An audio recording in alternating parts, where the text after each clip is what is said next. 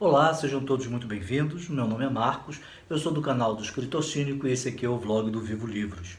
E eu já cumpri o meu primeiro desafio dos 12 livros para 2018, que é ler o livro Androides Sonham com Ovelhas Elétricas, do Philip K. Dick. Eu já terminei, em 4 dias eu li esse livro e depois da vinheta a gente vai conversar sobre essa história, ok?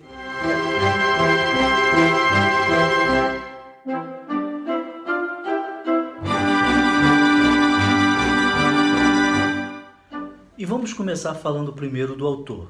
O Philip K. Dick nasce em Chicago em 1928, nos Estados Unidos, né? E ele escreveu ao longo de sua vida literária, ele morre aos 53 anos, 44 livros e mais de 121 contos.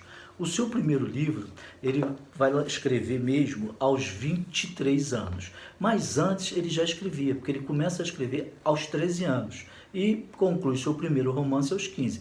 Mas nada disso que ele escreveu até os 23 foi publicado, ele não considerou bom para a publicação.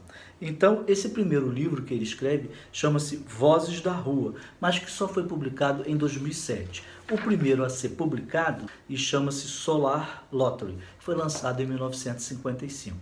O Philip K. Dick também teve várias experiências com drogas, principalmente na década de 60 e 70, que era comum tanto nos Estados Unidos como no Brasil, acredito eu que no mundo, ter esse tipo de experiência para conseguir criar de uma forma melhor.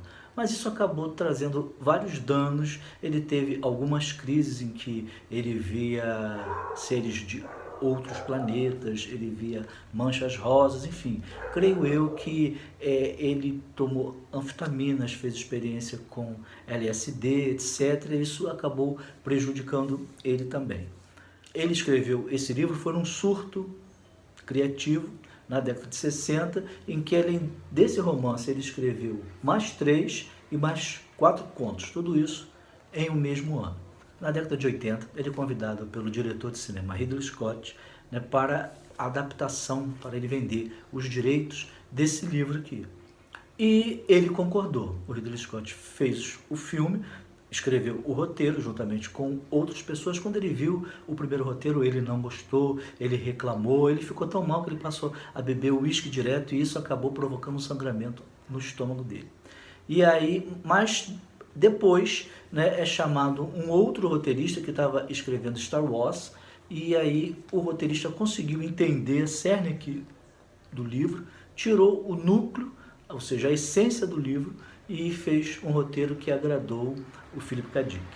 Então, o Philip K. Dick disse na sua última entrevista antes de morrer, de que tinha sido justamente esse roteiro que aproximou Hollywood e ele, e que esse roteiro, ou seja, o filme, completava o livro. Sobre o livro, quem viu o filme como eu e agora foi ler o livro, vai sentir a diferença. Existem, assim, a história principal do livro está no filme. No entanto, existem pontos, maneiras como os personagens se comportam, que não é o que é retratado no livro. Então, eu nem concordo com o autor, quem sou eu, né, para dizer que não concordo, mas enquanto leitor, eu não concordo com ele de que filme e livro se complementam. Para mim, são duas histórias parecidas, que têm o mesmo tema, mas que se distanciam, e não se distanciam um pouco. O que trata o livro Androides Sonhos com Ovelhas Elétricas? Primeiro, o título. Ridley Scott, quando fez o filme Blade Runner, achou que esse título não era vendável, e realmente não é para o filme. E aí, ele conversando com outras pessoas, outros roteiristas e diretores, acabou que ele conseguiu o título do filme. E esse título aqui é uma incógnita, porque se androides sonham com ovelhas elétricas, né, então os seres humanos sonham com ovelhas normais e não elétricos. No entanto, o próprio personagem principal, que é o Rick Deckard, ele tem uma ovelha elétrica. E aí você fica, afinal, o caçador, né, ele é um androide? O livro não tem essa resposta. A pergunta do título vai ficar no ar. E o livro trata justamente do Deckard, que ele é uma pessoa comum, um homem normal que trabalha no departamento de polícia de São Francisco e que recebe a missão de aposentar, ou seja, matar 6 androides Nexus 6, que são os mais avançados, que são difíceis de serem reconhecidos e porque eles são uma ameaça para o planeta Terra. Eles fugiram da colônia que os humanos têm em Marte, fizeram uma rebelião lá e querem vir para cá. Mas o que esses androides querem? Eles querem apenas se misturar à população da Terra e querem viver.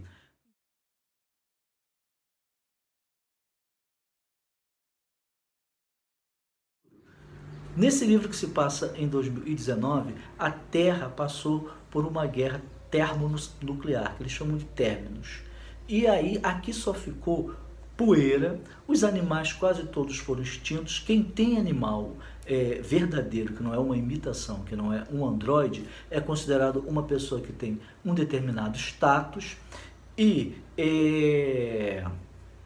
quem ficou aqui foram as pessoas que ficaram por opção ou aquelas que foram contaminadas pela poeira nuclear e aí muitas não conseguiram passar no teste para viver em uma colônia, porque ficaram mentalmente inaptas para isso. Esse caçador de androides, que ele além de trabalhar no departamento de polícia também caça androides, ficou por opção, mas ele tem um grande saudosismo do que ele não viveu, como por exemplo ter uma casa com jardim, ver um grande pasto, ter ovelha, ter um cachorro. Então nada disso ele teve, ele sente saudade daquilo que ele não teve, ou seja, de uma terra do jeito que ela foi. E aí ele é convidado para ganhar a mais, ter uma boa recompensa, caçar esses androides. E ele vai, porque ele quer o dinheiro e ele esconde dos vizinhos que a ovelha que ele tem é elétrica. Ele a trata como se fosse uma ovelha comum, um animal vivo, para que ele tenha um determinado status, já que ele tem um emprego medíocre e ele vive uma vida medíocre também.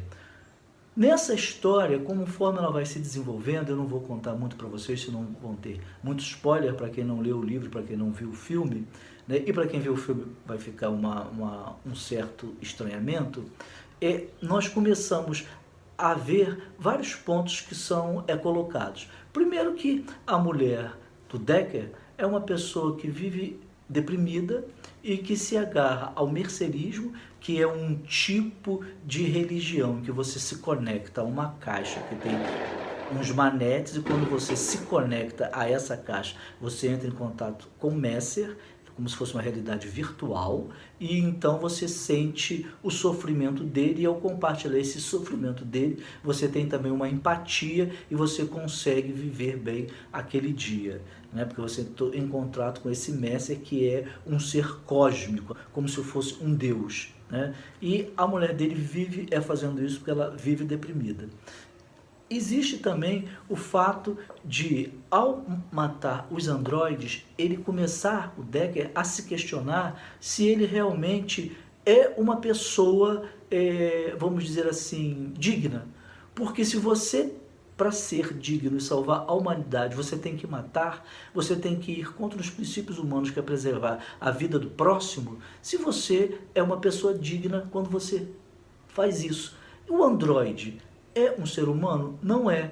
Mas ele tem vida? Ele se questiona. Bom, ele parece em tudo como um ser humano, ele faz sexo, ele come, ele estuda, enfim. É como se fosse um ser humano, mas ali são células que foram geneticamente modificadas, junto com vários equipamentos, vários fios, todo um sistema elétrico que dá vida àquele ser, que na verdade não tem vida e porque ele não nasceu, mas que é uma ilusão, porque parece aos olhos de todos que ele é um ser humano como qualquer outro que viveu na Terra e que ainda vive naquela Terra. Então esse é o dilema principal do livro. O que é a ilusão, o que não é, se nós podemos conviver bem com aquilo que é falso, se nós na verdade não somos também falsos, afinal quem foi que criou a gente?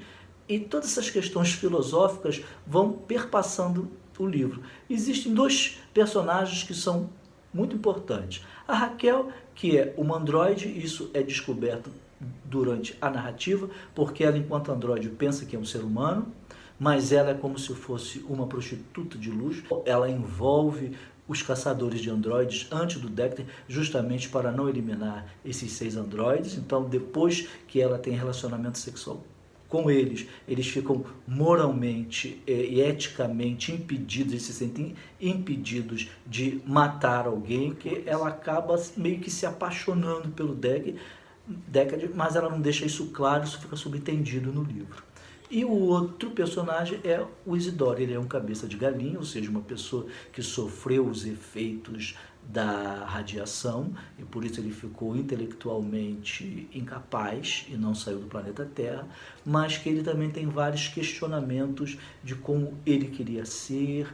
Ele é um fanático pelo mercerismo e isso põe também no livro um outro questionamento, a questão da religião, como ela pode dirigir a vida da pessoa, como ela pode fazer com que a pessoa passe a pensar de uma outra forma, por que o autor botou justamente uma pessoa incapaz mentalmente para ser um fanático. Então tudo isso é jogado no livro e o leitor tem que processar e tirar suas próprias conclusões. Se eu gostei do livro? Sim, eu gostei, eu recomendo. É um livro que é considerado um marco na ficção científica, como o filme também se tornou um marco na ficção científica. Eu vi o Blade Runner 1, que é da década de 80, e vi o que foi lançado no final de 2017.